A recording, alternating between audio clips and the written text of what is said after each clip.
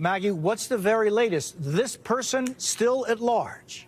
Jose, this person is still at large. As you can imagine, an incredibly robust manhunt is underway. Authorities warning the public this person, as you heard in that press conference from the governor, they believe impersonated police, was impersonating law enforcement, even having an SUV with what looked like lights and sirens on the top of it, so that when they came to the door, authorities believe it's quite possible, they believed that the person at their front door was a law enforcement officer. And that's the person who authorities believe carried out both of these, as you said, politically motivated shootings. Representative Melissa Hortman and her husband Mark shot and killed, according to authorities and according to the governor. Senator John Hoffman and his wife shot and injured. Hopeful, the governor says that they will be able to make it out and survive their injuries, make it out of surgery, I should say. So again, that manhunt is underway. The shelter-in-place warning remains in that area. At the same time, Minnesota State Police issuing or tweeting this photo out, if we can pull that up, of something they found inside, they believe, the suspect's car. Look at these flyers. They say no kings on them, and there are a ton of them.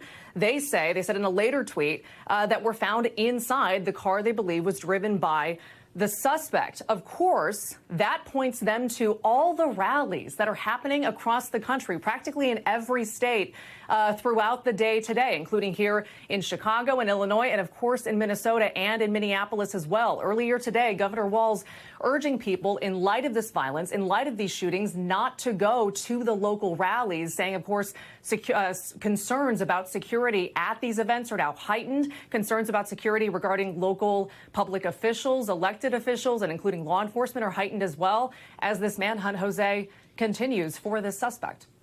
So, Maggie, so many questions still unanswered as this person still on the run. Right. Among the things that officials mentioned were when they showed us that picture of those pieces of paper with no kings on them, that the person in that vehicle that caused the death of two people and severely injured two others, had a list of, this spokesperson said, of legislators and other officials in that automobile.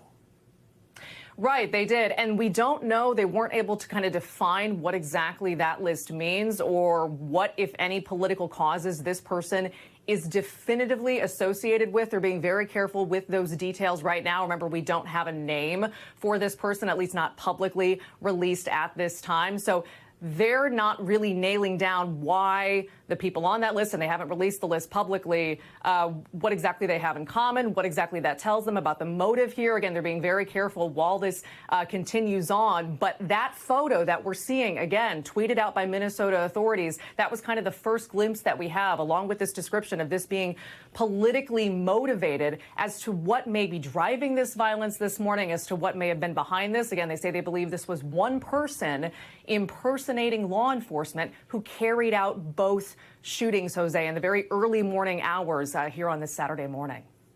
We thank you for watching, and remember, stay updated on breaking news and top stories on the NBC News app or watch live on our YouTube channel.